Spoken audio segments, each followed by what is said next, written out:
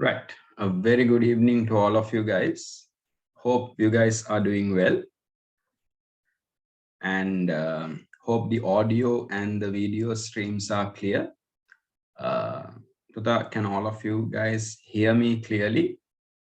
And do you see the video stream without any issue, without any problem?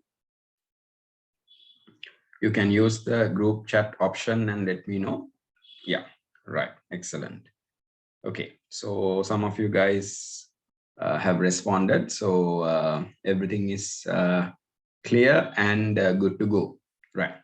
So welcome to our first session in terms of 2024 advanced level exam, economics in English medium. And today we are hoping to start the syllabus for GCE advanced levels. Some of you guys were there on the day I did the introduction session. Yes. Can I just see who was there on the first day, that is in the month of June when we did the introduction? Right. So I can see some of you guys are raising your hand. Brilliant. Good. So, the others have joined us newly. Today is your first session. And also there are some students, I believe, who usually come for my physical classes, but because of the situation, right, in the country, because of the fuels shortage, especially the petrol and diesel problems, transportation issues, some of you guys, I think, were unable to come for the physical class. So you're here as a catch-up, as a cover-up in the virtual session. Am I correct? Is there anyone who usually comes for the physical class or wants to come for the physical class who have joined us today? Yes, right. There are some students in that way. Right. Okay. So a very warm welcome again to all of you guys. So if we can't do it physically, then let's do it virtually. Anyway, if you wanted to come for a virtual class with us, then we are doing it virtually. So somehow, with all the difficulties, let's get our job done and let's start our advanced level journey in terms of economics as strongly as we can.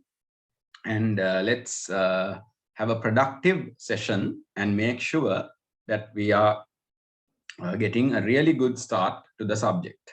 Yes, right. So the objective for today is to make sure that I give you guys a really good understanding about the subject known as economics. Of course, we will have to learn the subject over a period of 2 years and learn everything in the syllabus properly and in a very clear, easy to understand, practical way. We'll get the job done. We'll cover all the units of your syllabus. But today, we are trying to answer the question, what is economics? And what do we really learn in this wonderful subject known as economics? With your permission, right, because there is a mix of students here, I will take the first, we'll say about 15-20 minutes of your time today, just to do a very quick run through of some of the basic things that I discussed in the first introduction session. So any of you guys who were there, any of you all Puta, who were there during the first session, please just look at this positively. Maybe it's kind of a reminder because we did the first session a month back. So I think almost 1 month back. So I think this is a good refresher for you also, but I will not take too much time. Very quickly, I'll run through some of the basic things, and then as promised, as the objective of the session, as per the objective of the session, we will start the syllabus. We will start learning economics. Okay, are we okay with that plan? Yes. Okay, we'll do a quick introduction into advanced levels and the syllabus and things like that a bit. and then very quickly we will start the lesson. Are we okay? Ladies, gentlemen, I think there are at least 1 or 2 gentlemen in the class. Yes. Yes. Right. Do we have any boys in the session today?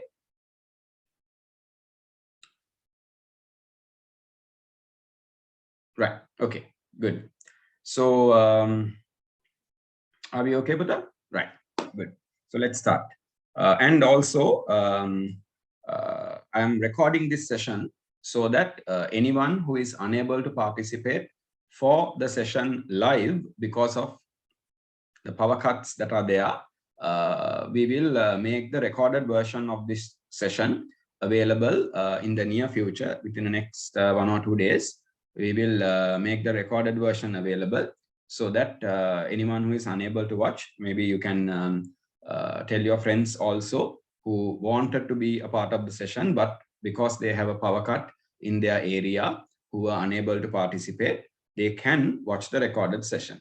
Of course, you guys, I know it's a very unfortunate thing to feel lucky about, having electricity, but whether we like it or not, today in Sri Lanka at the moment, you are lucky if you have electricity in your area and you are able to participate for the live session. Okay, right.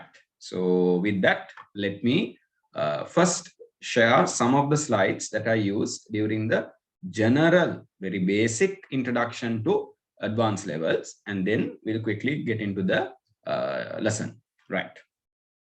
So I think I'll start here.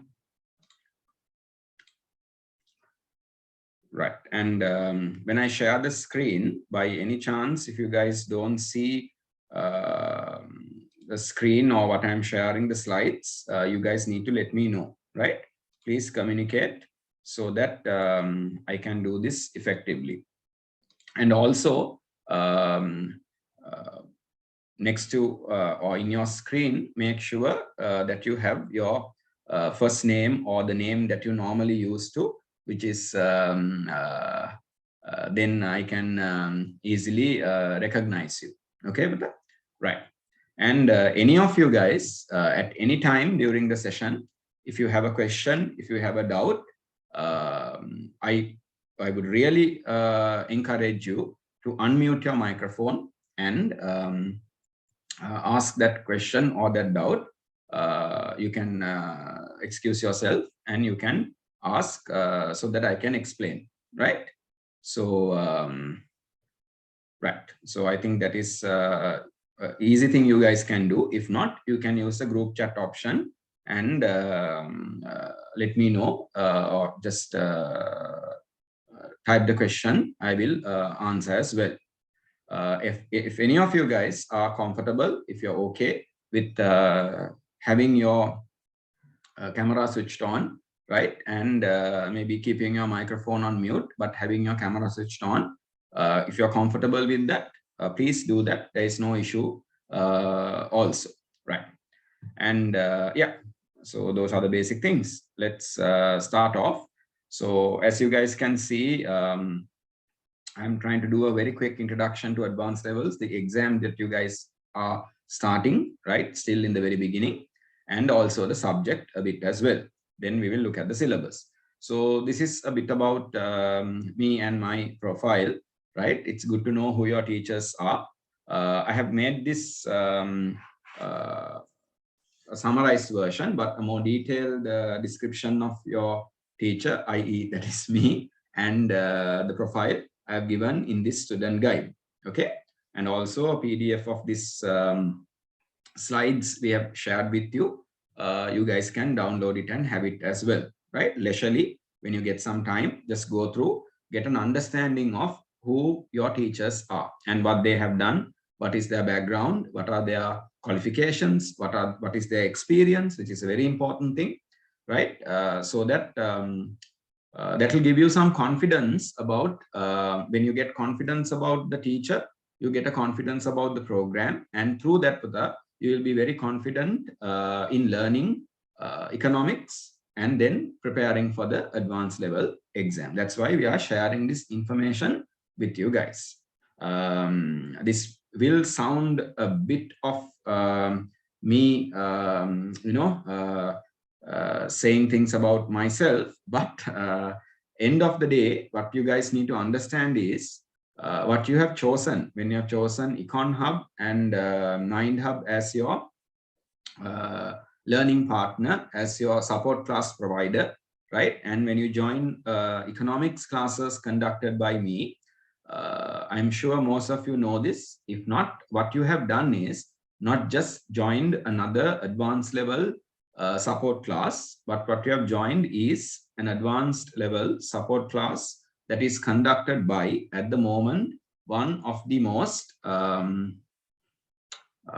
it's a bit uncomfortable for me to keep say this actually, but end of the day, what you need to understand is you have joined an advanced level economics program, economics class conducted by one of the most senior, or maybe this is a better word, experienced teachers for English medium advanced level. Because when I started teaching for this exam, there were very few classes, very few teachers, and there were very few programs that was comprehensively done for GCE advanced level local syllabus, local curriculum in the English medium. So since 2004, I've been teaching for advanced levels.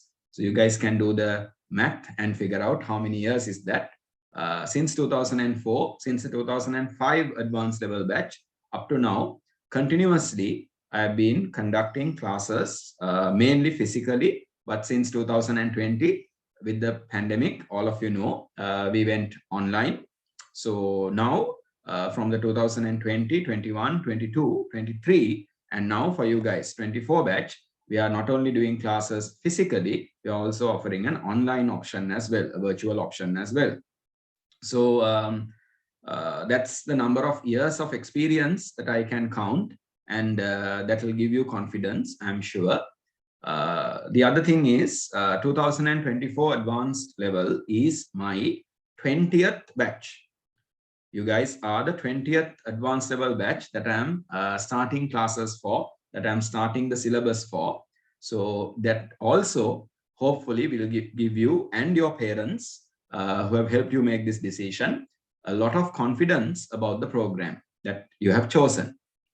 And during these many batches and many years of doing this job, I have shared those things in the student guide. You can gradually go through, leisurely you can go through the, we have produced outstanding results, and we have maintained more than 95% of a pass rate, and we have been able to ensure that all the students, or most of the students who have joined our classes, have not only passed the advanced level exam, but not only passed economics and the exam with really good results, but also we have been privileged to have students in our classes who have been able to become island first rankers and top island ranks. So remember, island ranks for advanced levels is not given separately for the mediums, it is given for all mediums. We select the ranks. So that is the kind of a program that you guys are you have joined and you are starting, right? And hopefully you will talk to your friends and they will also in the future join. That the caliber of the program is that. Okay, right? So I hope that will give you some confidence. I was not trying to sing my own praise, but it's just to give you some confidence, right? Then right, as we go further, when we do classes, especially at Mind Ventures, which is a educational service, right, which was started by me, founded by me in 2004. So Mind Ventures has been one of the premier educational. Yes. You have a question, Putta? Right. I think by mistake, one of you got your microphone switched on. Right. Okay. Since 2004, Mind Ventures educational services have been one of the premier service providers in the field of advanced level supportive classes, especially for English medium and especially for commerce stream subjects, economics, not only economics, even business studies, accounting, all of these subjects. So we have done a lot of work to develop English medium as one of the preferred mediums for advanced level commerce stream and arts stream education in Colombo, especially, and even in Sri Lanka, right?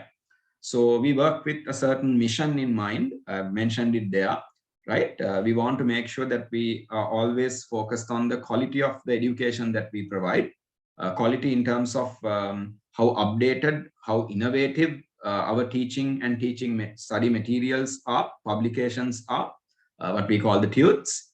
Not only that, the different programs that we offer, the mock exams that we offer, the other revision and the other programs that we offer, all of this is very much based on a quality standard. And also me and some of the other teachers who work with us, we always believe in doing our job at the highest level of professionalism and delivering the knowledge in a professional way. Also, end of the day, what we want to make sure is our students have high level of knowledge, comprehensive or complete knowledge, plus they are able to use that knowledge and end up with outstanding results when they sit for the exam. So we have been doing that for now close to 20 years, right? This slide was prepared when we passed our 10-year mark, right? Okay. Then, yes, end of the day, you all are starting a very important part of your life, which is the advanced level journey, which is more or less a 2-year process. And during these 2 years, there's a lot of things you will learn. Your mind and the way you think will be broadened. You'll become matured as individuals, able to really you will learn not only economics, accounting, business studies, and whatever the other subjects that you guys are doing, but by basically doing advanced levels, local advanced levels, right? And especially in the English medium, you guys will be able to really create a very, very strong, solid foundation that you need for your higher studies, for your future career, and to have a very successful life, right, as a citizen in our country and as a global citizen as well, right? So when it comes to advanced levels, especially when it comes to a subject like economics, we always think beyond Sri Lanka. We think globally. You have to think globally, and then when you do that, when you think in a very global, broad way, Buddha, you always have different options, different ways to be successful in your life, right? Okay. So when it comes to advanced levels, there are a few things you guys have decided already. So I'll quickly run through them, right, without taking too much of your time. You guys have to select a stream for advanced levels. So mainly we have the commerce stream. I will always talk about the commerce stream first, right? Then we have the arts stream, right? Then we have the bioscience stream, the physical sciences, that is the math stream. Then we have the technology subjects are there now, technology stream, and sometimes there is the common stream as well. So mainly what we do is we do good work, right, in terms of the commerce and arts stream, especially my subject, our subject, economics, focuses on commerce and arts stream. So in terms of selecting your stream, if you have selected the commerce or arts stream, don't let anyone tell you that you have made any kind of don't let anyone put a doubt in your mind about selecting commerce or arts stream for your advanced levels. It's a brilliant choice, and you will see that end of the day, especially if you select in terms of subjects, if you have selected economics with that, right? Now, just if we take a few minutes on this, what kind of a crisis are we facing? Do we have a crisis in our country? Are we having a difficult period of time that we are living through in Sri Lanka? If you guys can respond. You can unmute your microphone and say just yes or no. Are we having a problem in Sri Lanka, a crisis situation in Sri Lanka, Pata? Anyone who would like to unmute your microphone and answer? Some of you all are answering using the group chat. Brilliant. Yes. My intelligent students, are we there? Yes. Right. So, yes. So most of you guys have responded yes. It's obvious thing I'm asking, right? We are very much going through a certain very difficult time in our country. What kind of a crisis are we facing, Buddha? What is the nature of the crisis? Is it a natural disaster kind of a thing? Or is it mainly a crisis to do with, purely a political, yes, kind of a problem we are having? Or what kind of a crisis? Yes, some of you guys are responding very correctly. Yes. So some of you guys, most of you guys are using the term economic crisis. Some of you are saying political, financial. End of the day, Buddha, the crisis we are facing is fundamentally, you guys understand that word? Basically an economic crisis. The economic crisis that we are facing, right? Of course, some experts argue that we have a political crisis that have ended up creating an economic crisis. End of the day, the broad way to look at this is we are living through an economic crisis. So when you are living in a country which is facing a serious economic crisis, I think all of you will agree with me, out of all the subjects in advanced levels, what is the subject that really helps you understand and deal with, face the challenge of this crisis more than any other subject in advanced levels? What is the most important subject now in all of advanced levels? Yes, most of you guys are answering correctly. Economics. So, that's why I'm saying you have made a brilliant choice. You are learning a subject that will give you the skills, that will give you the knowledge to face this crisis, face this challenge, and make really good decisions and be successful. We will, as a country, we will come out of this crisis someday. When we do that, you guys will be the people who are in the very front because you have learned this subject and because you have learned it properly from the right person. Right? Okay. So with that confidence, the medium. And remember I said earlier, when we saw that slide that says the advanced level journey begins, I said we have to think globally. So what is the medium you have to choose if you are to think globally and become a true global citizen? What is the medium that will help you do that? You can do advanced levels in the Sinhalese medium. You can do advanced levels in the Tamil medium. But what is the medium that will really prepare you for the future? What is the medium that will really prepare you for the challenges and the opportunities that you can grab in the future? Obviously, all of you agree it would be the English medium. I know you guys have thought of all of this and made these choices, selected the stream, selected the subject, selected the medium. So I'm trying to give you a confidence boost, right, about the decisions you have made. So, Bata, you have chosen the best medium in which you can learn advanced levels. And what we are going to do is we are going to learn advanced levels in the English medium, Did that make sense? We are going to learn economics in the English medium, and we will be learning it in the English medium. Are you guys clear on what I just said? What did I just say? When I say we will learn economics in the English medium, you guys understand what I'm saying, correct? Especially a subject like economics, if you are doing A-levels in the English medium, especially if you are doing a subject like economics, your language has to be good. I'm not saying it has to be the best, your language, the knowledge and the skills. I'm not saying it has to be at the highest level now. But during these 2 years, in addition to learning economics, we will also step by step, in a very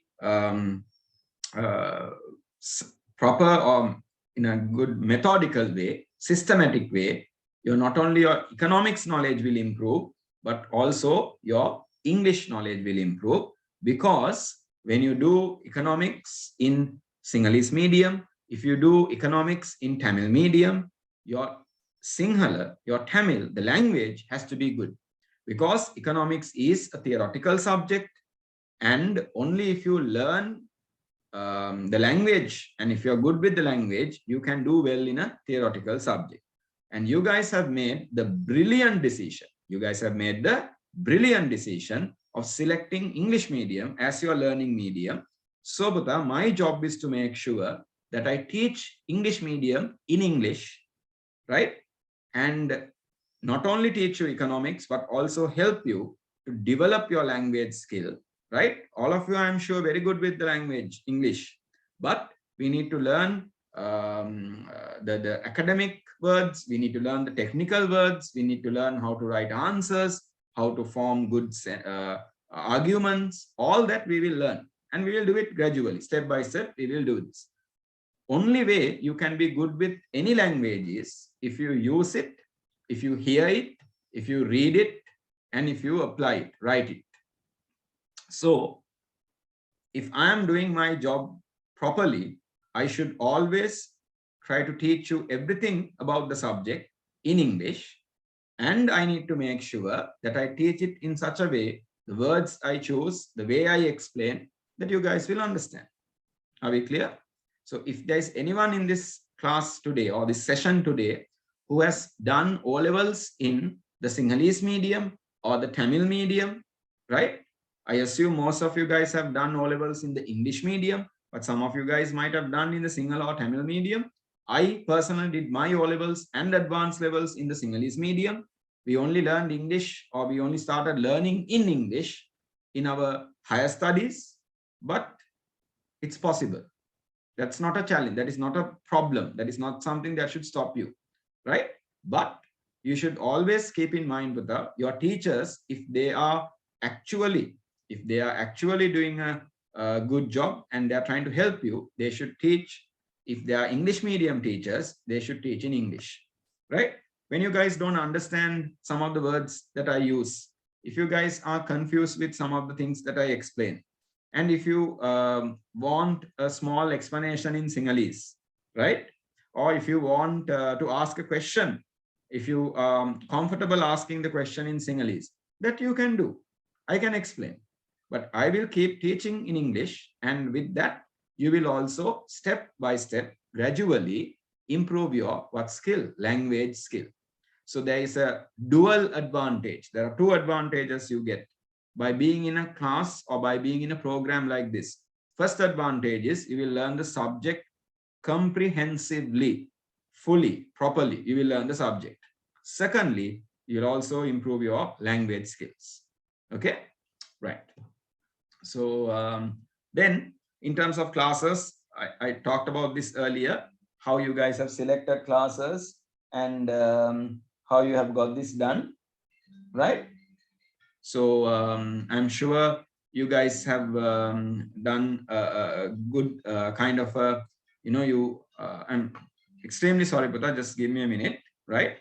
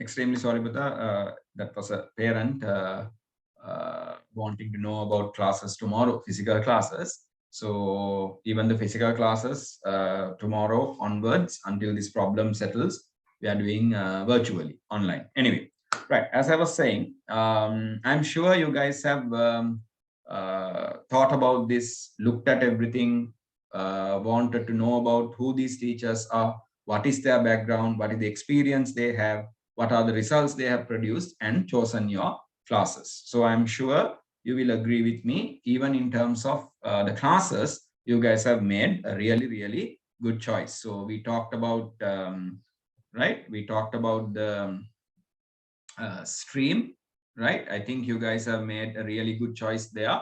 The subject, brilliant choice, right?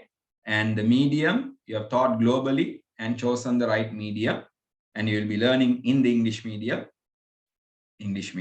right? And the classes you have chosen brilliantly. That is the Econ-Hub classes, and then the purpose.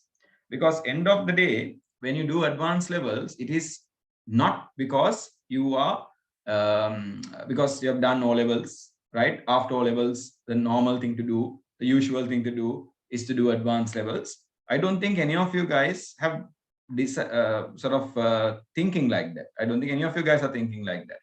I think you are very purposeful, ambitious students. You are doing advanced levels because you know advanced levels will give you this really strong, remember the words I used earlier, Buddha, very strong, very solid foundation that you require, right? And that foundation you need according to the stream you have chosen. If you're a commerce stream student, art stream student, right?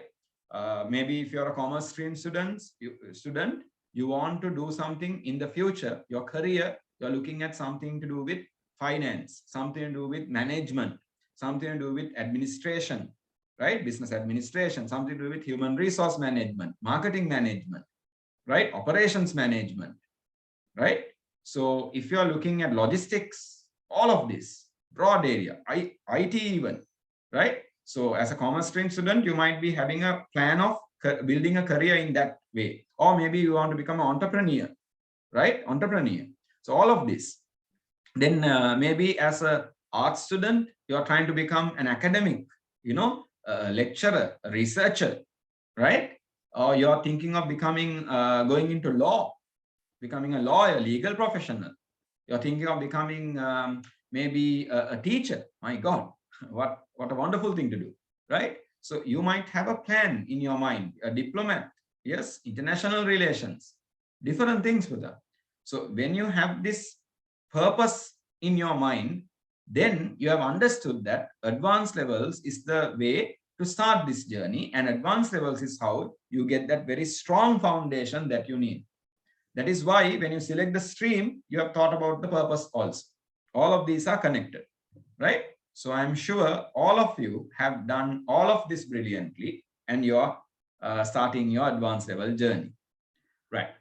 Economics challenge, it's basically, there are 12 units in the economics syllabus, right? In the syllabus that was introduced in 2019, that is relevant for your batch also, right? In the present syllabus, we have 12 units that we need to cover. Sometimes we call them, as you guys remember, sometimes we refer to them as competencies or competency levels, right? There are 12. And these 12 competency levels, we break it down into 3 parts. We have unit 1, right, which is the introduction unit. So unit 1 here. And then unit 2 to 4, right? You can see that here, unit 2 to 4 focuses on an area of economics called microeconomics, right? Microeconomics. Then units 5 to 12, right? 8 units then focuses on an area called macroeconomics. So we will learn what is micro, what is macro, and all that. Just the syllabus, we can break it down into 3 parts: introduction, micro, and macro.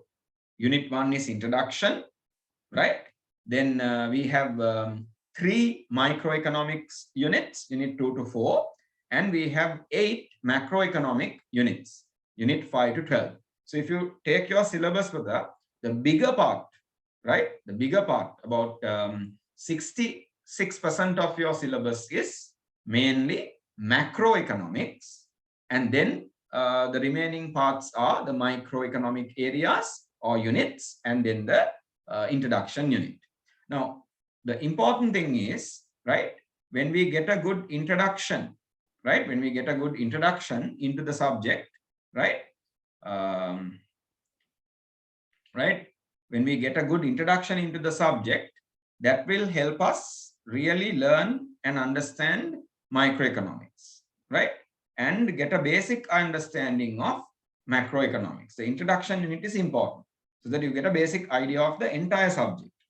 But one thing you guys need to keep in mind is you will only understand macroeconomics if you learn micro properly. That's why we first learn microeconomics, unit 2, 3, 4, and then we come and learn macroeconomics, because the foundation to understand macro, the big picture of economics, comes from learning the small components in economics. You have to take the economic engine and unlearn the individual components first, right? You have to take the economic engine, this big machine called the economy, and learn the individual components first. That learning about the individual components is micro. Once you have a solid knowledge on the individual components, automatically you will be able to understand macroeconomics. That's how the syllabus is scientifically made. Okay, right. Then economics, as I said earlier, it has a major theoretical part. So it's a theory subject mainly, but economics is interesting because it is not 100% theory. It is interesting because it has a very interesting mix, a combination, right? A very interesting mix or combination of mainly theoretical areas, but also there is some basic mathematical areas that makes economics very unique, very special. Not 100% maths, not 100% theory. A nice mix is there. Okay, right.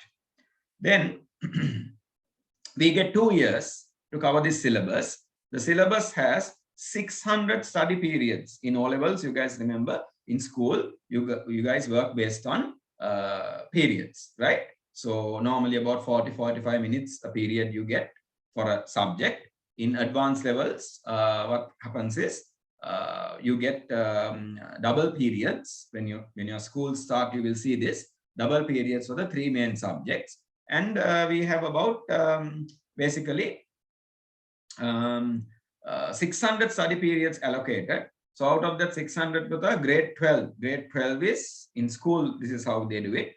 Grade 12 is unit 1 to 6. Unit 1 to 6, you get 300 study periods. And then grade 13, that is unit 7 to unit 12, you get basically another 300 study periods. In classes, we mainly look at the syllabus as introduction, micro and macro. In school, they go with grade 12 and grade 13. Anyway, with the same syllabus, we'll get it done, right? Then you guys have an examination at the end of 2 years, which is known as the GC Advanced Level exam, right? So it's a paper-based exam, a written exam that you guys have to do, right? Its total examination time is 5 hours, actually 5 hours and 10 minutes. How it's done is basically, I will quickly go through that slide also next. After we go through the syllabus outline, there are 2 papers, right? We will talk about it quickly. So the basic syllabus, I'm not going to go through this in detail. We will learn it, right? And the syllabus is given to you in the student guide, right? Any one of you who are full-time virtual students, Friday class students, online students, after today's class, maybe during the weekend or maybe before next Friday, try to talk to the coordinator. You guys know our numbers, right? It's there on the website as well. You can simply drop a WhatsApp message or ideally call the coordinator.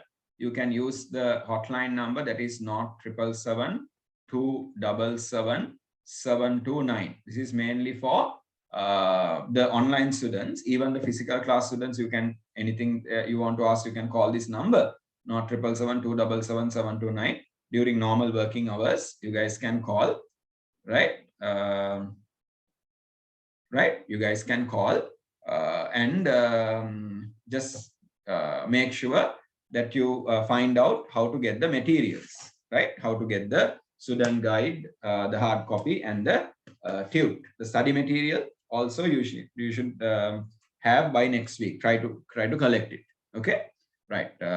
You can visit our admin office and collect it. These days, it's a bit difficult for us to courier because the courier companies are not taking the orders; they're not dispatching orders. But still, you can call and check with the coordinator how to get the materials. Right. One of you guys had asked the question at what time the class will finish. Basically, it's from 4 to 6.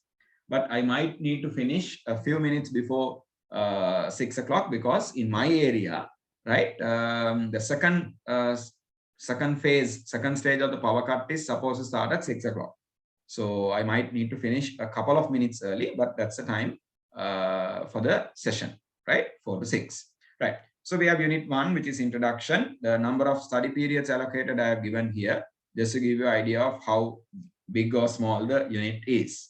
Then unit 2, market economics. The biggest unit in your syllabus is market economics. That is unit 2, which has 80 study periods, right? We will take some time there.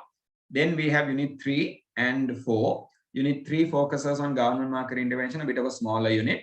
Then unit 4, production and market structures analysis, right? 50 study periods. We will learn all this, right? I'm just giving an outline, that's all. Unit 5 onwards, we start macroeconomics, right? Unit 5, 55 study periods, which is national income accounting or national accounting process. Unit 6, macroeconomic equilibrium, smaller unit, 35 study periods, right? Unit 5 and 6 are tested together in the exam, one question, right? Then unit 7, money and banking, a very relevant unit, right? Where we talk about the central bank, interest rates, right? Money supply, inflation, all that we learn in unit 7, right? 60 study periods. Very, very relevant, important lesson, unit. Unit 8, government economics, right? The government budget, government income, expenditure, taxes, right? How the government manages their different public enterprises. You know, all these things we see with the CPC, the CEB, all of this we will learn in government economics, right? Then unit 9, international trade, imports, exports, you know, how are we doing in terms of our export income, import expenditure, how dependent are we on imports, right? And tourism income, all this we cover in unit 9, international trade. Then we have international finance. That's where we learn about our trade deficit problems we are having, BOP problems we are having. We learn, but don't worry, all of these words become very easy for you once we learn. Foreign exchange rates. All of us talk about the Sri Lankan rupee depreciating against the US dollar. We having to pay more and more and more and more rupees to buy a US dollar. And that is impacting, that is half the reason for the crisis we are facing actually. That is impacting everything, that is causing inflation. So we learn about foreign exchange rates in unit 10, right? Everything about foreign exchange rates. Then we look at unit 11, economic growth and development, right? Sri Lankan economy, what are the, now we say we are going to have a 5 to 7% negative economic growth, -5 or to -7% negative economic growth we are saying we might have in Sri Lanka by the end of 2002. So 2022, right? 2022, because why I said 2002 was the last time we had a major negative economic growth incident was in 2002 and 2001-2 period. And then again, about 3% something, 2.5% negative economic growth we had towards the end of 2019-2020. But now again, we are having this major negative economic growth. So what is economic growth? Why is Sri Lanka still a developing country after 74 years of independence? Yes, what is development? How do we become a developed country? How do we know that we have become a developed country? What are the challenges we have? All of that we learn in unit 11. Very, very, very interesting unit, right? Then we talk about unit 12, the last unit of the syllabus, economic policies. What are the different policies we can use to achieve our economic objectives, and to become, as Sri Lanka wants to be, a developed country in the world. Then also in Sri Lanka and in the world, there are certain new economic developments, economic challenges, economic problems. Now, for example, what you guys are, what you and I are experiencing with our economic crisis will be tested in your paper, will be tested in your exam. That is how much important what we are experiencing, and that is why it is important that we need to be updated with the economic problem, economic crisis that we are having. Okay, contemporary meaning new developments, recent developments can be tested from you. Right, that's the syllabus. The smallest unit in your syllabus is unit 12, 20 study periods. The examination structure, very simply, 2 papers, 5 hours and 10 minutes, because the second paper is with the 3 hours plus you get about 10 minutes, what we call reading time. Okay, I know you guys are doing the exam in 2024, but good to know the challenge. So 2 hours for the first paper, which is mainly MCQ based. The first paper is mainly MCQ based, multiple choice questions. There are 50 multiple choice questions you guys will get, right? Each question will have 5 options. You have to select the correct answer. In O levels, 4 options. In A levels, because it is advanced levels, we have 5, right? That's a normal standard. So that you get 2 hours, 100 marks for that paper, first paper, and you get another paper. Normally it's done on 2 days during the exam, paper 2. And good news is economics is the first subject every year. Every year the advanced level exam begins with economics. That's how important our subject is, right? So the second paper, the other next day you will get the second paper. It will be for 3 hours and 10 minutes. They give you the paper and they give you 10 minutes to select your questions. Because in the second paper, my intelligence students, there are 2 parts. We have part A and we have part B. Part A covers questions from unit 1 to 6. Part B covers questions from unit 7 to 12. What kind of questions are there in the second paper? Econ 2, mainly structured essay type questions. Not essay type, this 2-3 page answer questions. No, but short answer, structured essay type questions are there. There can be written questions, sometimes calculations, small diagrams to be drawn. A mix of questions are there. Estimation based questions are there. Written questions are there. In 2 parts, there are 10 questions, right? There are 10 questions. So that means there is 5 questions in part A, right? Part A will have 5 questions and part B will have 5 questions. Altogether 10 questions. But you have a choice. The choice is you have to only answer 5 questions. Out of the 10, you have to only answer 5 questions. But there's a small rule. The rule is, the condition is, from one part, you have to answer 2 questions minimum. So you obviously get 2 options, right? Ops meaning option 1 is, you can select 3 questions from part A and 2 questions from part B. Okay, then you can get your 5 questions you can answer.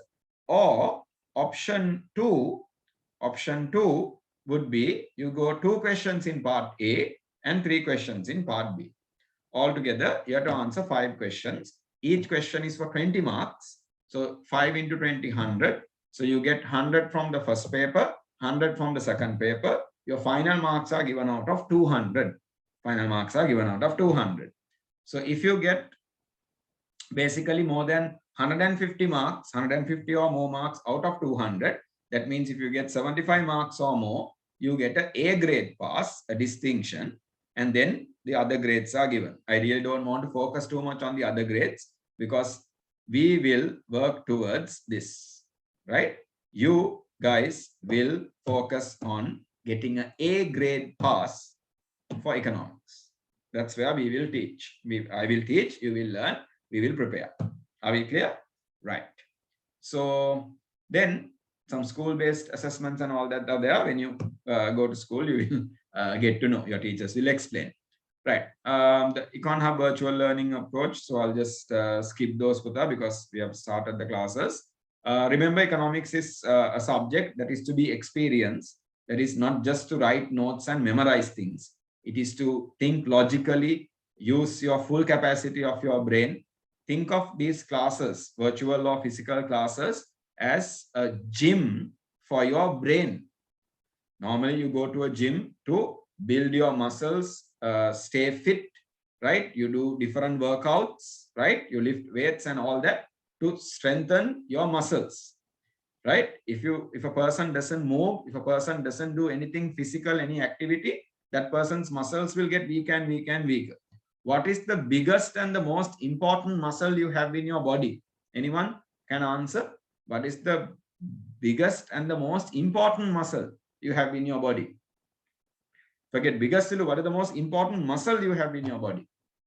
It is kept in a protective casing. It is so important. What is this? What is this muscle called? Yes, come on, guys, answer.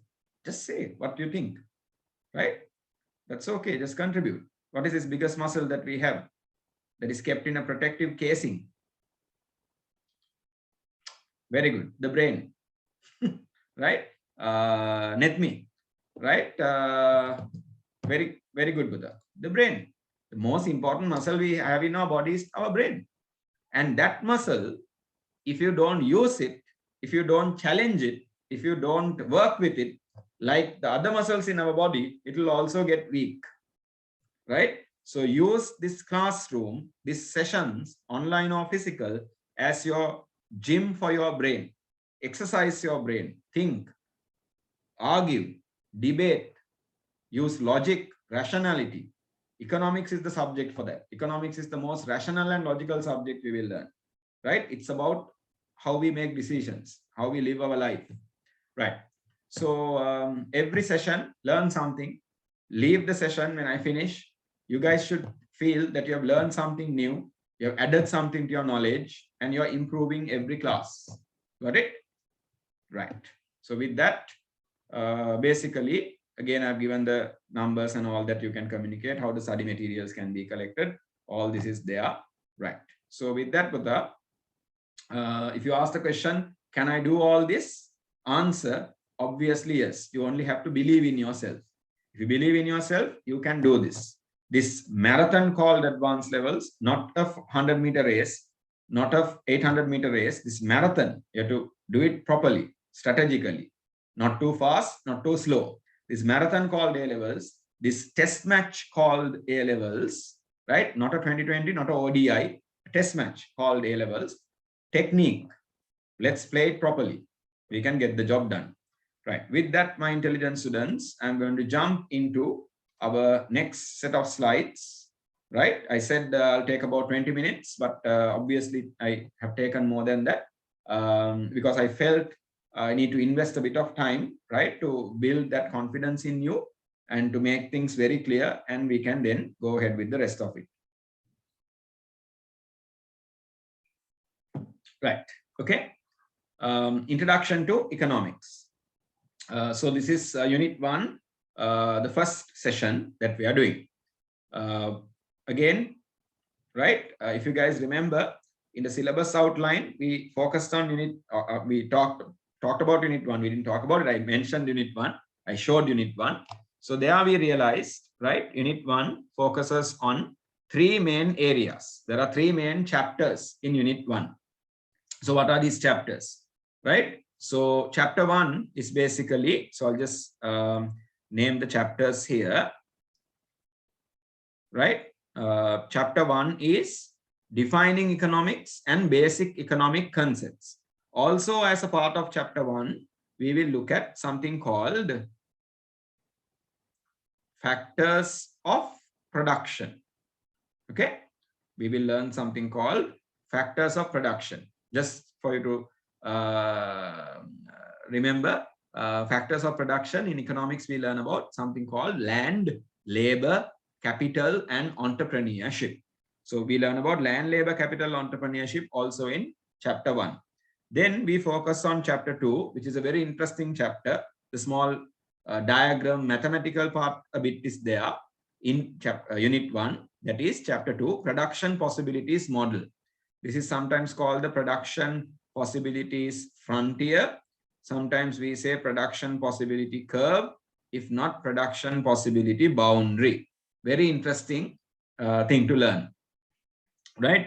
Then the third and final chapter of Unit 1 focuses on economic systems. This is where we talk about, things like socialist, right? Then capitalist, right? Socialist, capitalist economic systems. Then we talk about market economies. We talk about countries like China and North Korea, command economies. What is the system a country is using to solve something called basic economic problems? Something called basic economic problems. There are 3 basic economic problems every society in the world would face. They are the problems of what, the problems of how, and the problems of what, how, and hold on, whom to produce. What, how, and whom to produce, right? So we will learn the basic economic problems we will focus on, and that will bring us to the end of Unit 1. Okay, right. So when we start learning economics, of course, the million rupee question that is to be asked is, what is economics? The main question to be asked is, what is economics, right? Let me quickly check something. Are we okay? All of you guys are with me now? Yes? Concentrating, focused, sitting on a chair, having your device on a table? Yes? Are we okay? But you need to respond. This is the challenge of online classes, virtual classes, right? I don't see you. So I need to hear from you. Either unmute your microphone and say yes. Anyone who would like to do that? Are you with me, Buddha? All of you guys? What is this, man? Why are you all so shy? Right? Yes? Good. Right. All of you need to sit down and do this properly, right? Concentrate. Okay. Now we are really starting the learning part. If I don't get your concentration here, however well I explain it, it will not make a difference. It will not be productive, okay, or effective, right? Most of you have responded. Some of you I haven't heard from you in a while. How are we doing? So right, let's see. I'll just randomly pick some names. I would like it if you can quickly unmute your microphone and say yes, sir. That means you are here, right? Okay, right. Akila Ismail, are we there? Yes? Just say. Yes, sir. Right, excellent, good. Right, Christine De Silva? Yes, sir. Excellent. Okay. I hope I'm pronouncing your name properly. Emma Rodrigo? Yes, sir. Let's see. Hasini? Yes, sir. Excellent. Good. Let's see. I'm trying to find Netmi? Yes, sir. Right. Okay. You have answered some of my questions also. Right. Then let's see. Putta, just have a short name so that it's easy for me to pronounce. Right. Hamrita, I hope I said it properly. Yes, sir. Right. Okay. Okay. I'll take your yes as yes for both. Right. I said your name properly as well. Right. Okay. Nuha? Yes, sir. So all of you guys are here and fully concentrating. Yes. Okay. Right. I think I've covered most of the names. I think. Right. Okay. I just randomly chose Buddha, right? Good. Now, since we are fully concentrating, let's talk economics. When you look at economics, the most important question that you should ask is, what is economics? What does economics as a subject really focus on? It really it's about, right? One way to look at economics as a subject is it is a study about wealth.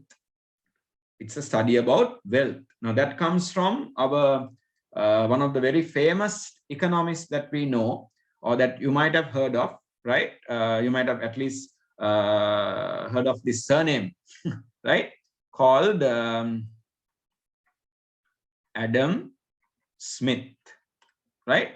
So Adam Smith, this very famous Scottish economist who wrote a very popular book called Wealth of Nations, looks at economics more than anything as a subject that deals with wealth, right? That's why even the title of his book was Wealth of Nations. Get it? That's one way to look at it. We will look at Adam Smith as the intellectual forefather, right, or father of microeconomics. When we learn microeconomics, we talk a lot about our friend, right, micro economics. I'm breaking it down and writing so that it's easy to say. Microeconomics, we talk a lot about Adam Smith, right? And the work he has done, the things he has explained, the theories, concepts he has introduced, all that. So that is one way to look at our subject. Yes, it is about wealth, it is about income, it is about a capital, how much capital a country has, right? All of that. But more than anything, economics really, it's about, more than anything, economics is really about human behavior. How you and I behave in a society, especially when it comes to, right, how we make our financial, right, how we make our financial, okay, and material, right? Material meaning Putta in terms of goods and services, okay? How we make our financial and material, okay? I'll just write it here. Hopefully you guys can see. The word I'm writing there is decisions. What is the word I'm writing there? Decisions. Putta, are you okay? You can see anywhere if I write, no, on the screen. Yes, someone could let me know.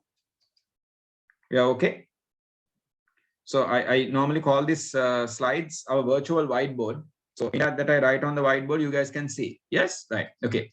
So economics is a science that really, I said that economics is a science, but anyway, economics as a subject really focuses on human behavior. What kind of human behavior, Buddha? Right? Humans also have different behavior, psychological behavior is there, emotional things are there.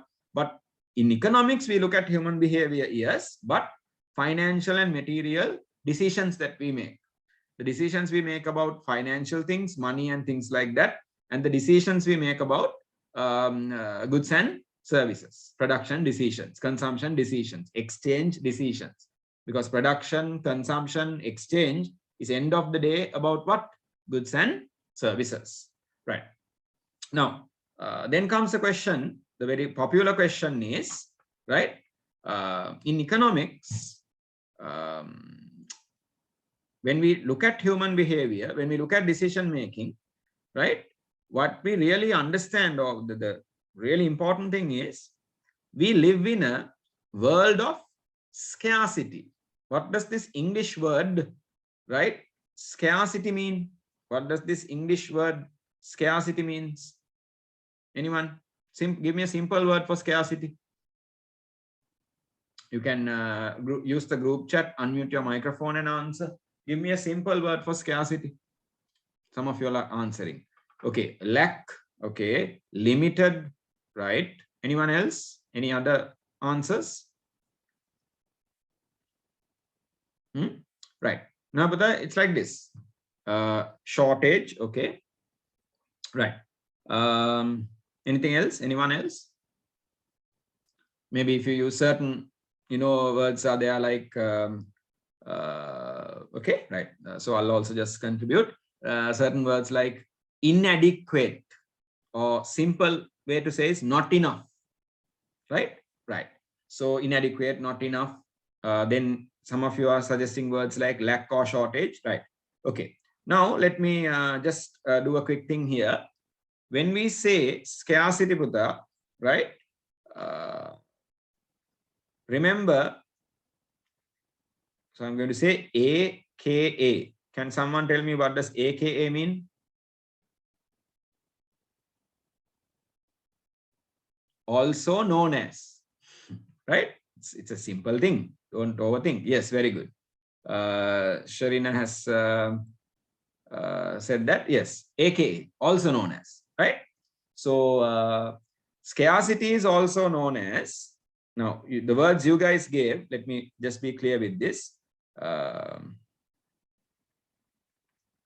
Limited, right? Limitedness, we'll say. Then I remember seeing the word lack. Also, I remember seeing the word shortage.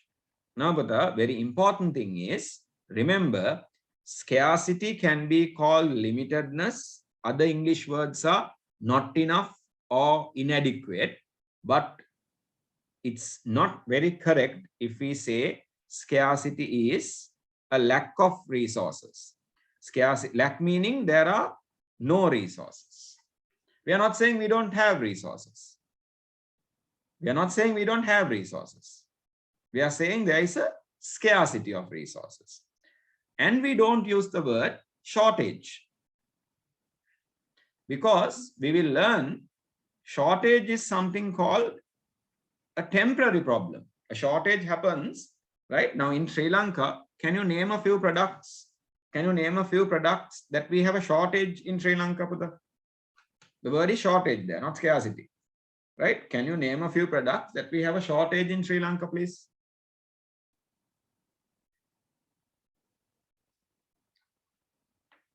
Yes, just name at present, right? Why some of you guys are, even though you're physical students, why are you joining the virtual class? Tomorrow, all my physical classes, why am I doing them online or virtually?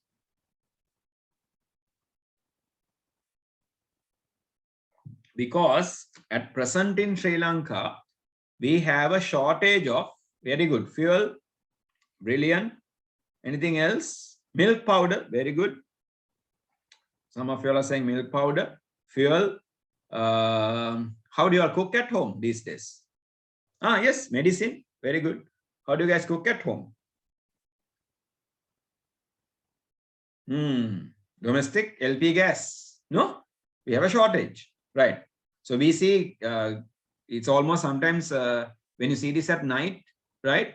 I think about, yeah, last week or week before, when I had petrol in my vehicle, a bit at night, I think about 10 or 11 o'clock, when I was coming down Navala, right? Navala Road, I got a bit scared also, because no, not a single human being was there, but there was a whole line of that from a distance, it looks like small blue color people.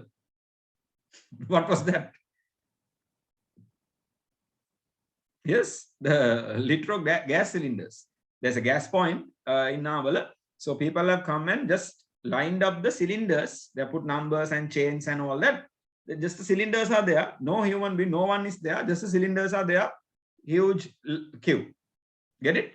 So now the this is economics 101. This is economics hardcore, right? Why do we have now, for all the things that you have mentioned, maybe, yeah, for most of the things that you have mentioned, especially fuel and gas, do we have long queues that go for not kilometers, days? Do we have long queues? Yes. Why do we have queues? When there's a queue, or when people start queuing, right, standing in line, that is the sign there is a shortage. That is a sign there is a shortage. A shortage is created when the demand for a good is more than the supply. You don't have to learn major things. Simple, Nabata. All of you understood what I said. Yes or no? When there is a line or a queue, that means there is a shortage. A shortage is created, that product, there's a shortage. A shortage is created. When is a shortage created? What did I just say? How is a shortage created?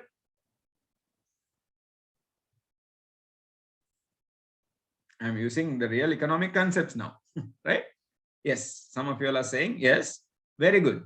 Sharina is giving an answer. Maybe I will wait to read that answer. Someone else can also say. Why don't some of you guys unmute and answer? When is a shortage created? What did I say? How does a product become short? Become a product shortage, how is it created? Whenever the demand for that good is put up more than the supply. There's a certain supply of the good now in the market. If the demand is more than the supply, immediately what will happen? A shortage is created. When a shortage is created, right? How you and I will know that is there will be queues. There will be more people trying to buy the product, less of the product is available. So you form a queue. First come, first serve basis, you try to give the product. Another thing you will see, these are hardcore one-on-one economics now, right? Another thing you will see is whenever product has a demand more than the supply, whenever there is a shortage, whenever there are queues, another thing you will see is what? The price of that product will start to increase. All the products that you name, prices are increasing. One reason is because there's a shortage. Whenever there's a shortage, whenever there's a higher demand than the supply, prices start to increase. So a shortage is created by the demand being higher than supply, and a shortage is temporary. I know in Sri Lanka, when I go and say the shortage is temporary, people will get angry at me because we have been living through a shortage for some time now. But in economics, in market economics, we learn shortages are temporary things.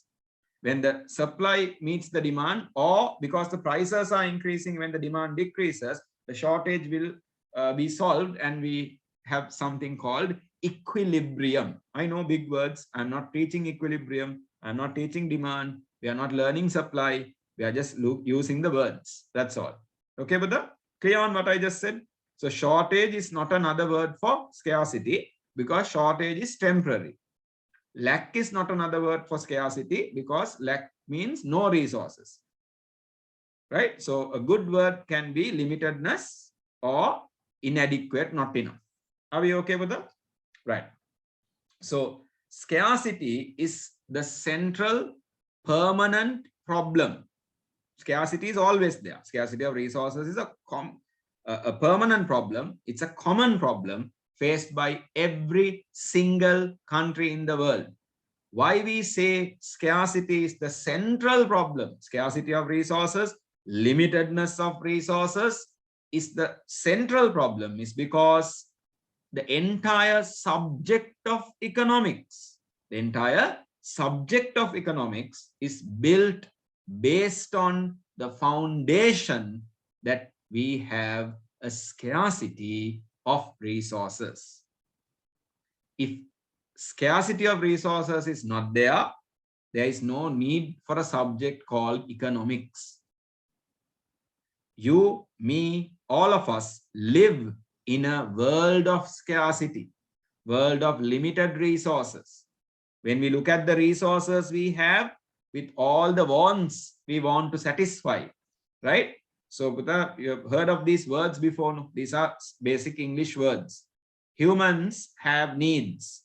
Humans have wants, right? Actually, needs create wants, right? What is the only way we can satisfy our wants?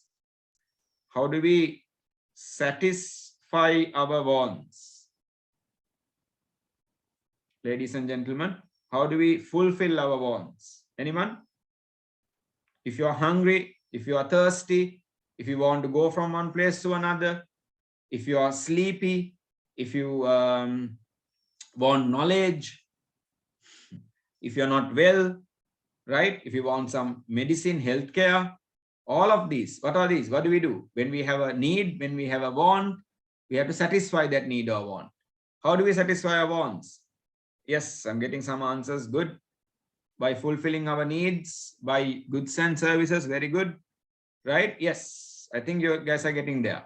How is satisfying meaning fulfilling our needs and wants? How do we get satisfaction? We simply need to use, right? An English word, really good word is an economic word actually. Consume different types of goods and services. Sometimes goods, sometimes services. Right. How do we get goods? So only by using or consuming goods and services, we get satisfaction of our wants, fulfilling our wants. Right? Without satisfying certain needs, without satisfying certain wants, we can't live. Especially needs, we have to satisfy. Right? Food, clothes, shelter, health, all this we have to satisfy. So we need goods and services. How do we get goods and services? To receive goods and services, so I'll go here to how do we get goods and services? We have to produce goods and services, or we have to engage in an activity called production. What is this activity called? Production, right? When we produce goods and services, and then when we exchange, simply think of it as buying and selling. When we exchange goods and services, right, we are able to satisfy our needs and wants. Now, to produce goods and services, what do we need? To produce goods and services, what do we need? To produce anything, what do we need? Yes, the simple English word is we need to use, very good, raw materials, resources. Maybe we can simply say inputs. No, output is goods and services. To produce output or goods and services, we need what? Inputs. But you guys have used the correct word itself. To produce goods and services, we need inputs. We need, what do we need? We need resources. You get the point here. We can only produce goods and services if we have resources. Why do we need good? And after we produce goods and services and exchange them, right? After we produce goods and services and exchange goods and services. So we have production, right? Then we have exchange, right? We produce, we exchange. Then what do we do with what we exchange? We consume, consumption. Once we produce, exchange, and consume, again we have to produce because this keeps on going. Then we get, yes, satisfaction of our needs and wants. So end of the day, what do we need? We want to satisfy our needs and wants. For that, we need to consume goods and services. But to get to the goods and services, we need to produce goods and services. To produce goods and services, we need resources. Without resources, we can't produce goods and services. When we then, right, these two boxes are very important. When we compare the resources we have, you guys are with me, right? When we compare the resources we have with the wants we have, wants is what tells us how much goods and services we should produce. How much goods and services we should produce. When we compare the resources with the wants, we realize we have a problem. What is the problem? We have a what city? We have a scarcity, right? When we compare resources with the wants, we realize we have a scarcity, limitedness of resources. When you have a limitedness of resources, and when you can produce, when you want to produce many different goods and services, but you don't have enough to produce all of those goods and services, that's where the human behavior, that's where we need to start making decisions. We need to start now making decisions. With the limited resources we have, scarce resources we have, what are the goods and services we are going to produce? We can produce different alternative uses. Goods and services can be used to produce different, resources can be used to produce different goods and services, but we don't have enough resources to produce all the goods and services, satisfy all our wants, right? We have unlimited wants, but we have limited resources. And those limited resources, we can use them to produce different goods and services, but we don't have enough resources. This is a central classic problem in our subject, economics. So everyone in society, whether it's a household or a family, whether it's the businesses, whether it is the government, everyone in this planet Earth have to make choices, have to make decisions in order to satisfy our needs and wants and produce, exchange, and consume goods and services. So this is really what we start learning in our subject, economics, right? So more than anything, economics is a subject that talks about how humans behave in satisfying their wants using scarce resources and how they make different decisions in doing that or in satisfying their wants. So end of the day, economics, it's really about living in a world of scarcity, making decisions in a world of scarcity. Up to now, are we okay? Whatever I said, did it make sense?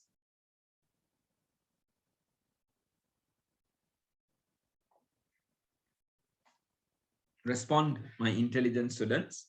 If there's anything you guys want to ask, you can ask. Are we okay? Yes. So are we getting some kind of a background understanding about where this is going? What is economics all about? Right? I think that's the easy way to remember what I said earlier about that. That is, we live in a world of scarcity. When you live in a world of scarcity, you have to make choices, you have to make decisions, and how humans make those decisions. And when we make the decisions, what is the outcome of those decisions? What are the cost and the benefit of those decisions? Those are the things we really learn in economics. Got it? Right. Some of you guys have responded. Others also, I hope in the future will respond more and more. Right. Otherwise, doing online classes becomes very difficult, because end of the day, I don't know you guys realize this. I'm looking at my own thing. I can see myself on the screen here, right? Because we mirror the camera, and I keep talking to myself. Okay, it's a very funny thing to do for 2 hours. So please help us out. You guys need to respond once in a while. Please unmute the microphone and ask a question. So that I feel I'm not just talking to myself, right? Okay. Okay, right. Then Buddha, now let me clear the screen a bit. Otherwise, all this will become very messy, right? The economic process is where I explained this, right? We engage in production using the resources. We exchange the goods and services, and we consume the goods and services so that we can satisfy our needs and wants. So what I have in this slide is some of the words, some of the key things that we should think about when we start talking economics. Okay, right. Then defining economics, there are many ways to define economics for that. There is the welfare kind of definition is there, then wealth definition is there, modern definition is there. But out of all the definitions in your syllabus, in your exam, we mainly focus on the scarcity-based definition of economics. We mainly focus on the scarcity-based definition of economics, right? Before I give you the main scarcity-based definition we are going to use, we are going to understand the subject through this definition, which is given by Professor Lionel Robbins, right? Very simple definition. But before we do that, I just want to do a bit of background with everything that I discussed. I just want to quickly go through something, right? Which we have. I've given this as a PDF, okay? So I'll share it on the screen quickly, right? This is the study material, Buddha, the hard copy that I said you guys have to try and collect, talk to the coordinator and get it done, okay? Yeah, you might be online or virtual students, but you guys have to have the materials, right? And we have to write notes and all that, okay, Buddha? Right. So this is the soft copy of it. I'm sharing on the screen. You guys can see, right? This is the first book for Unit 1. So here, introduction. Shall we read this quickly, right? Economics, have I? Yeah, now I think even if you're using a smartphone, a smaller screen, you can see it. Yes? Quickly, respond. Are we okay? Can you read it? Yep. No. More of you guys should respond. Yes or no? Can read. Yep. Okay. Right. Excellent. Good. So, but let's quickly read this. Economics Excellent. Right. So economics as a subject is connected with the study of wealth, human behavior, and dealing with the central problem of what? Scarcity of resources. We have an idea now. Economics is the science that deals with the key activities of production, exchange, consumption. These are called key economic activities or the main economic activities: production, exchange, consumption. When someone says economy, economics, production, exchange, consumption, any situation, anywhere where these three activities are continuously happening, continuously taking place, that's called an economy or economic activity. Get it? If you take the economy as an engine, a big machine, think of the economy as a big machine. There are three main, I'm not good at drawing things, but three main cogwheels. Datirod, we say, I think in English it's cogwheels, right? The wheels that are connected with one another. I hope you guys are clear on what I'm struggling to show here.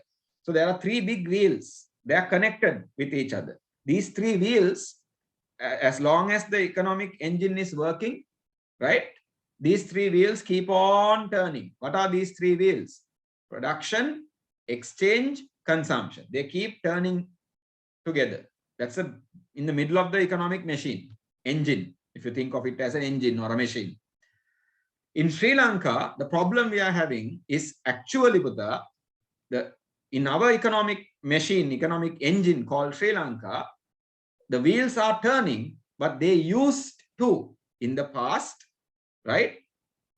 Maybe in the few years back, these wheels used to turn smoothly.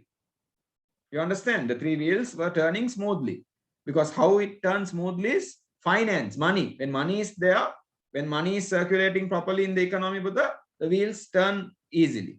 It's money is like that oil, you know, lubricant. Then the wheels turn smoothly.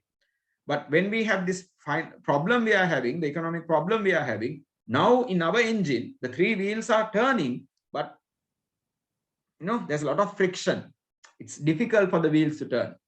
That is why our economy is slowing down. That is why we have the shortages and we have these problems, right?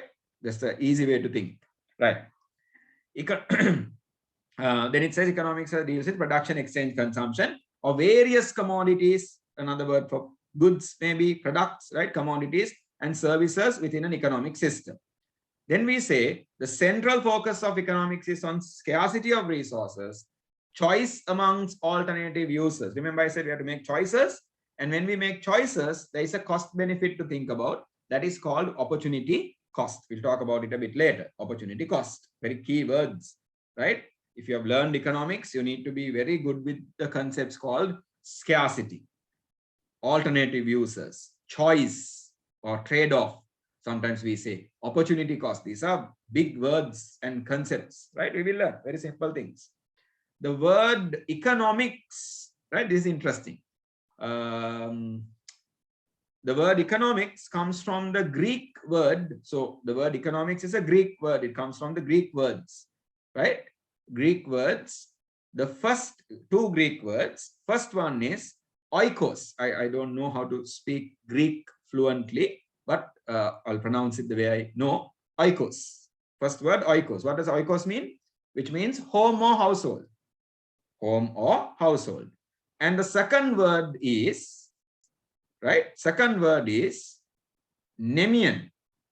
Okay, I think I'm pronouncing it okay. Nemian. The meaning of the word nemian is manage. So oikos and nemian. Household, manage. So we say it as economics is really about managing a household. Managing a household. So if we learn how we manage a household, then we can look at the big picture and understand how to manage an economy. So there are two people at home, Buddha, for you guys, right? If you take your parents, they are more practical economists than anyone, because they are the ones who are really managing the household, which means they are really talking about the very foundational things of economics when they manage the household, right? Okay.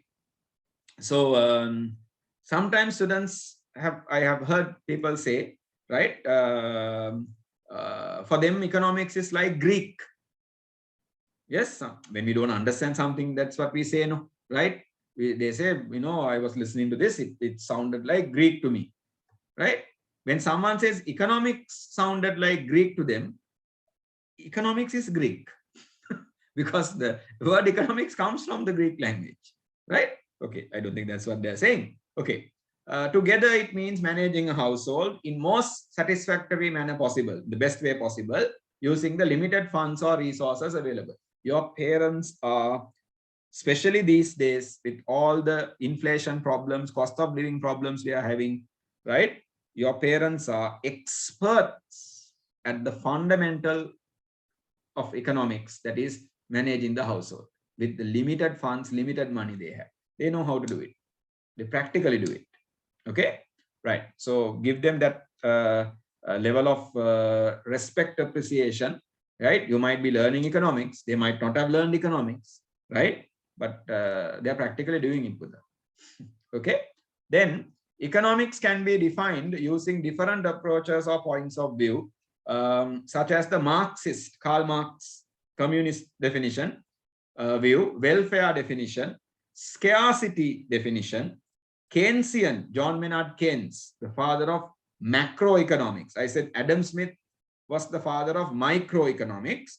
John Maynard Keynes, JMK we say, right, which is called Keynesian economics, the father of macroeconomics. We learn both, right, and modern view. So in local advanced levels, we mainly focus on the scarcity view. Scarcity view. That's good enough.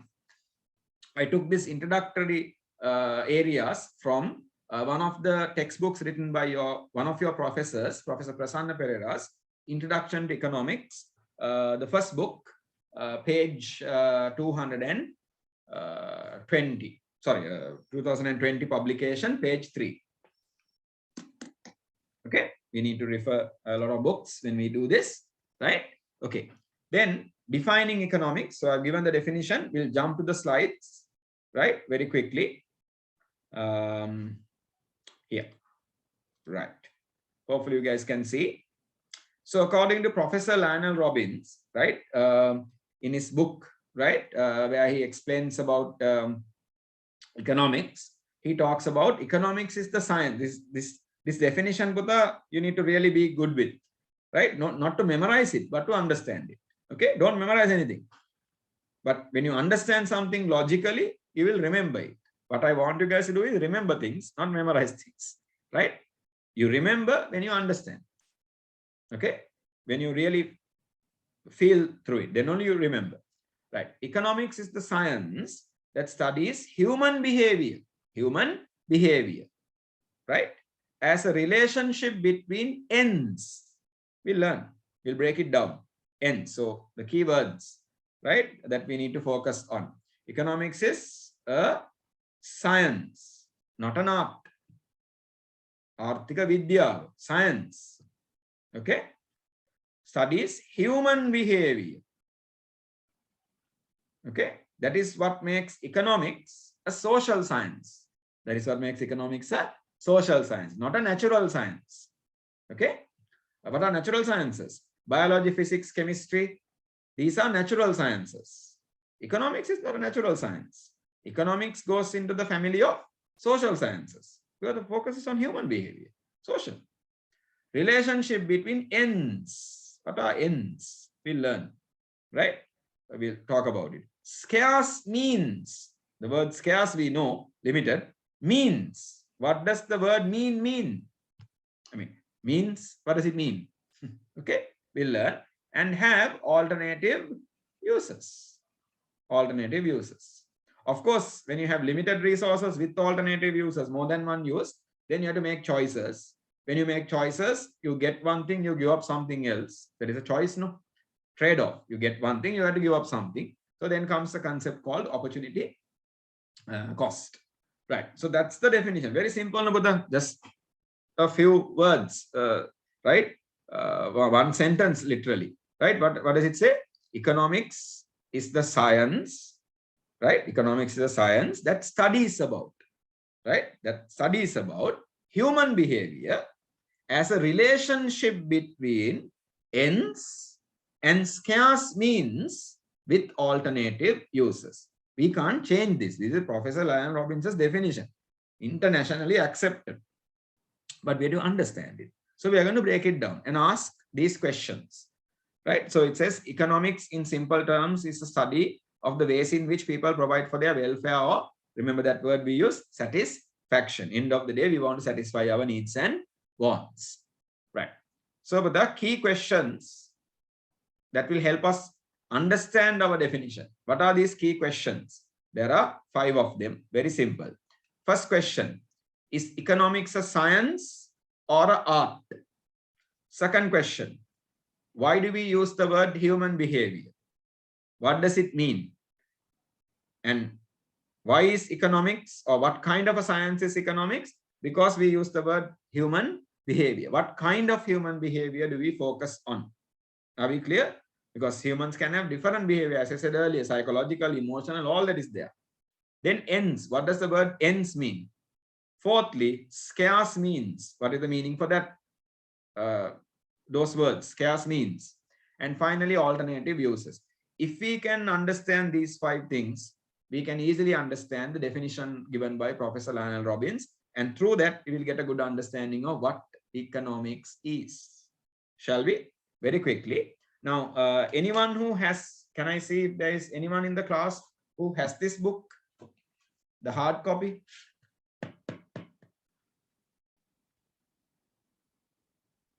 Okay, 2 people have raised their hands. Yes. Emma, I saw your name. You have the book. Anyone else? Who was the other student? Ah.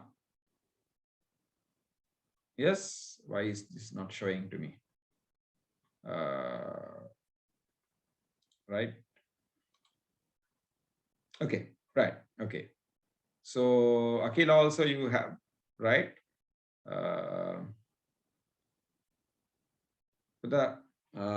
If you can give me another name, right? Your surname is very unique. It's very nice, but I'm afraid if I try to pronounce it, I will say it wrong.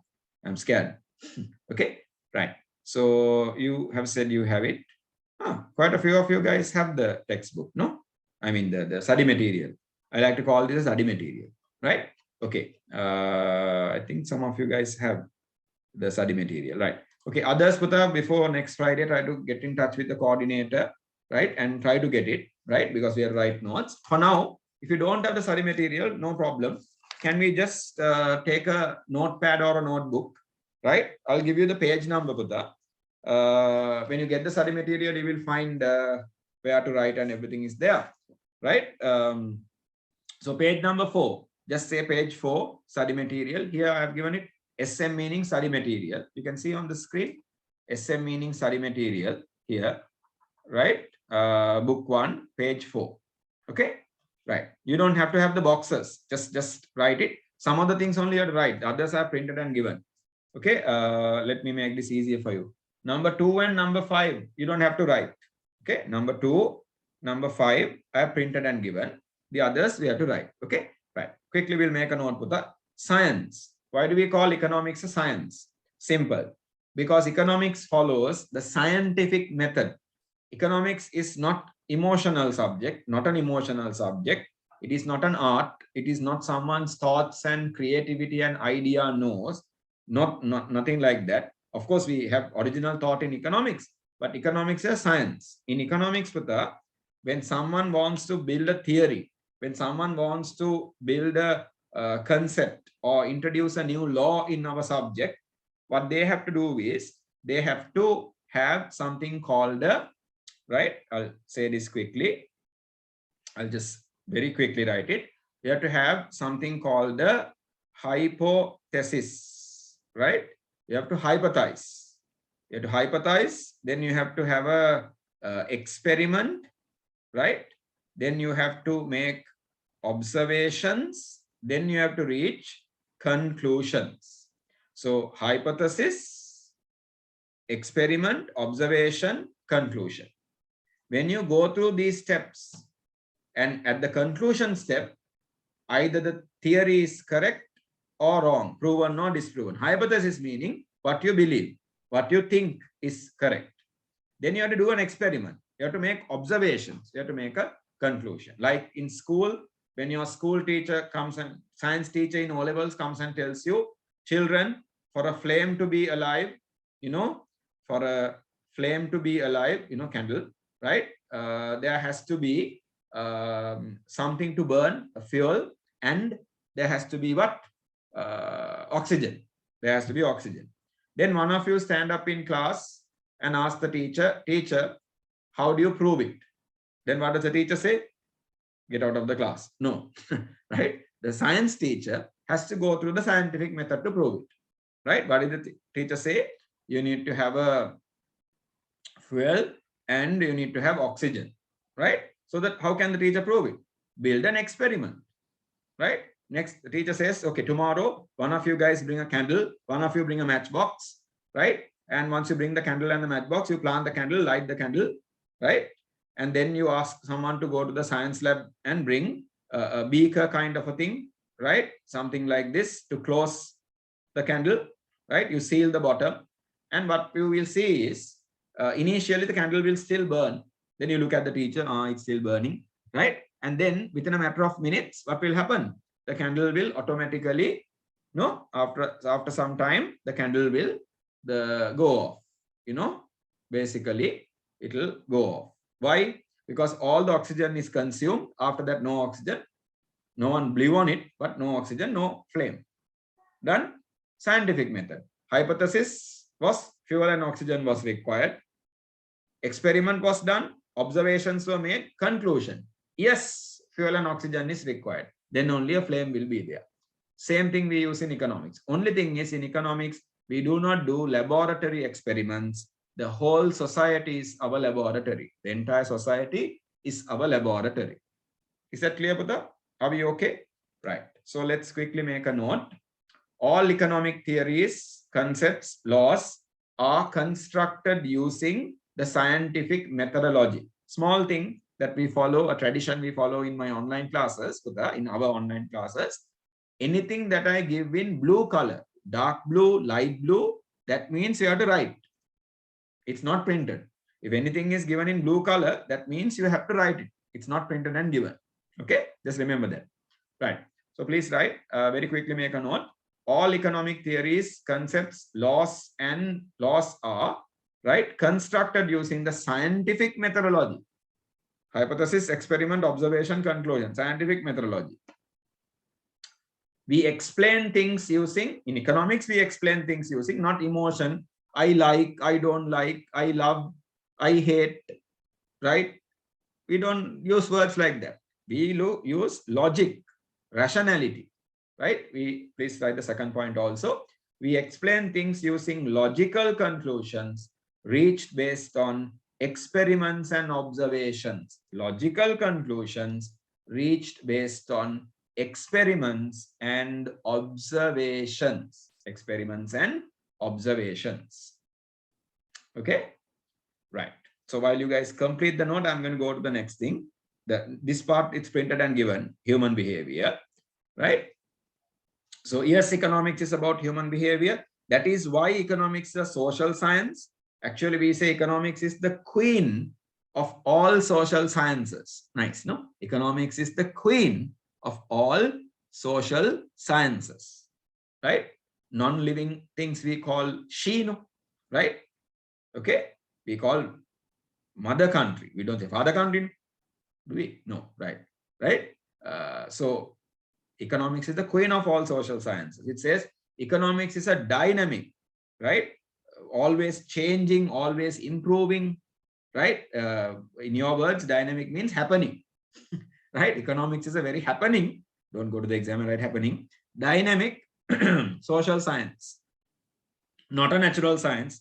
It's not a natural science. We don't do this laboratory experiments and things like that. No, it's about human behavior, social science, focusing on physical and financial needs and decision making. But the earlier, instead of the word physical, I used the word material. You guys might remember, right? So physical, material, it's okay, right? Physical and financial human needs and decision making or behavior. So this is printed and given, no need to write. Okay. So that's why we say economics is about human behavior. So economics is a social science. And when we say economics focuses on human behavior, what kind of human behavior? Material and financial decision making. Material and financial decision making. Right.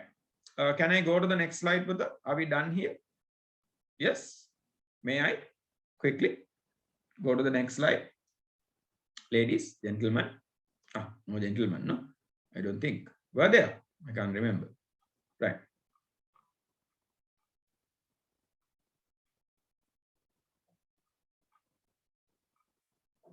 Right. Okay. Let's move on then. If you guys want me to come back, let me know. Right. Okay. Then number 3, ends. What does the word ends mean?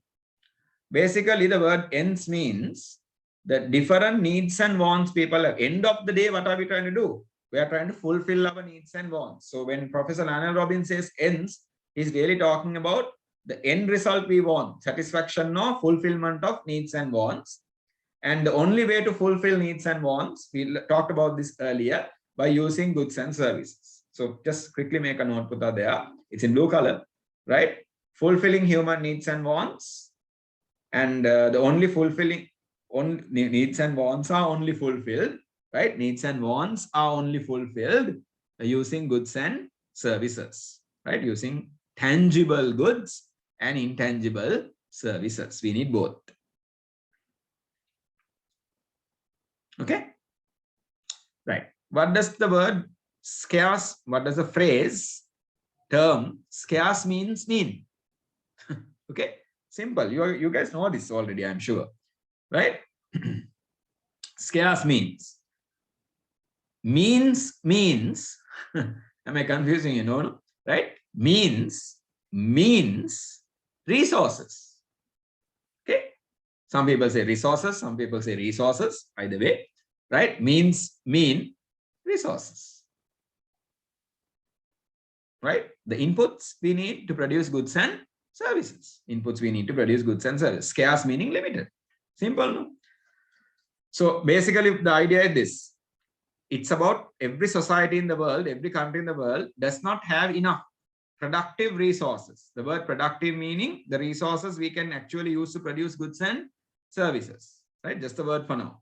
Productive resources to produce all the goods and services to satisfy the unlimited society's unlimited wants. Humans have unlimited wants, but we don't have enough resources to produce goods and services to satisfy all the unlimited wants, but we don't have resources. So that's the idea we are giving when we say scarce means. Please make a note. And soon as you are done with the note, let me know. Then we can go to the next slide.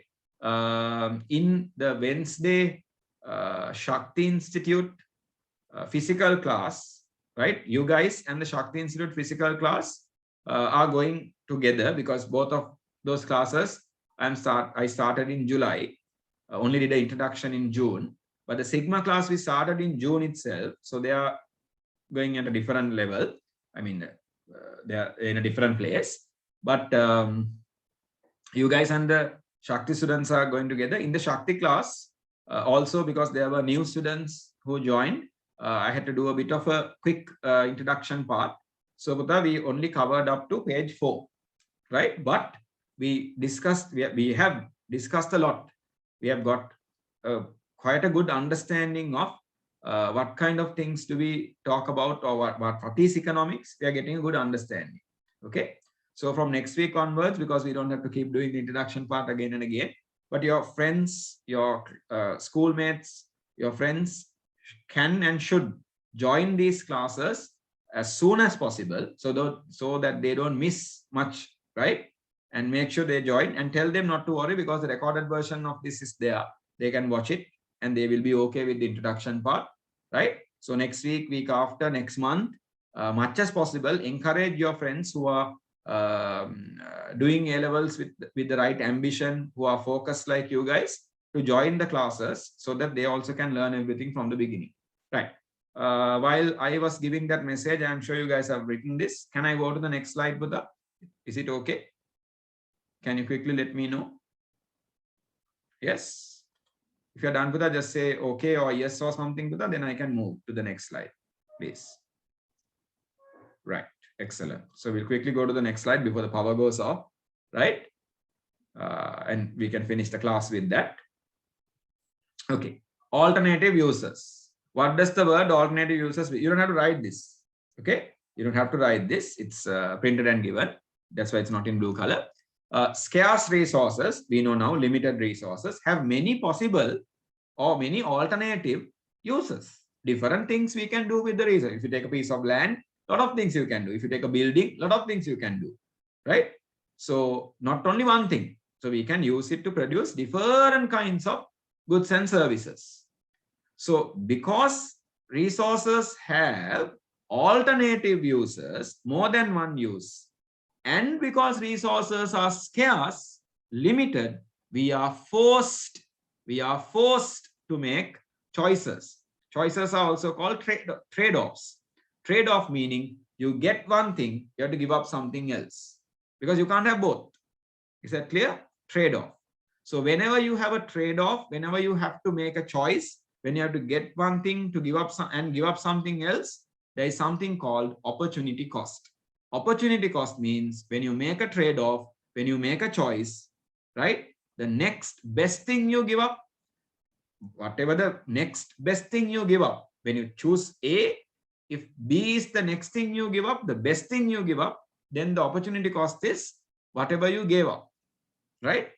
If you guys go to a canteen or we'll say a cafeteria or something, right? If you have 100 rupees with you, right? If you have Milo, you're thirsty, you have Milo, but you only have 100 rupees, scarce resources. But with the 100 rupees, there is different things you can buy, but you only have 100 rupees. It's a simple example, right? You have Milo, you have Coca-Cola, right? Or we'll say you have 150 rupees, just example, you have Milo, you have Coca-Cola, and you have, we'll say, a bottle of water. These are the choices you have. Alternative things, no, right? The thing is, there are choices and you have to make, there are options, right? The alternatives, you have to make a choice. Why do you have to make a choice? You can't buy more than one. You have to choose one because you only have 150 rupees, right? You can't buy Milo and Coca-Cola. You can't buy Coca-Cola and Milo. You can't buy Coca-Cola and bottle of water. You can't buy the bottle of water and Coca-Cola. You can't do that combination. You have to make a choice. Definitely you can't buy all three. So when you have scarce resources and alternative uses, you're pushed into a trade-off or a choice. When you decide, if you choose, right, to buy Milo, your opportunity cost is, if you didn't buy Milo, what is the next thing you would have bought? If the next thing you would have bought is the bottle of water, your opportunity cost is the bottle of water. The satisfaction, the benefit you could have got from the bottle of water is the sacrifice you have made, right? The opportunity cost is not both the bottle of water and Coca-Cola. Anyway, you can't buy both. So always remember, opportunity cost is the next best alternative given up. Next best alternative foregone when you make a choice is called opportunity cost. Opportunity cost. Is that clear? Did it make sense? I didn't teach you opportunity cost. We will learn it separately. I'm giving a basic idea of opportunity cost because it's a key concept in our definition or our understanding of economics. Is it clear, Buddha, what I just said about opportunity cost? Yes. Every time we make a choice, and in our life, Buddha, in our day-to-day life, we have to make a lot of choices because we live in a world of scarcity. That have scarce resources have alternative uses. Our time, our money, our other resources all have alternative uses, but they are scarce. So we have to make choices. The more choices we make, we end up with opportunity cost. So remember, my intelligent 2024 advanced level virtual students, every time you make a choice, it's economics. Every time you make a choice, there is an opportunity cost. From now onwards, please think about, Buddha, the opportunity cost. Please think about the opportunity cost. Every choice has a cost, which is called an opportunity cost. Why do we have to make choices? Because we have limited resources with alternative uses. The moment we make choices, what happens? We have an opportunity cost. The next best thing we give up is our opportunity cost. Right. So with that, I'll conclude. I've given another small note just explaining that human beings have unlimited number of wants, resources are limited or scarce in supply. Thus, the attainable amount of commodities and services are subject to scarcity. How much goods and services we can produce are limited because we have scarcity. There must be efficient utilization of limited resources. Again, from Professor Prasanna Pereira's text, we always have to be efficient because we are living in a world of scarcity. We have to make the best use of the resources we have. That's our definition for economics. I hope the session was productive, and I hope to see all of you guys next Friday with our next session, where we continue to discuss the wonderful, interesting, and very, very important today, the social science called economics. So with that, Putha, I will stop the recording and we will start concluding the class.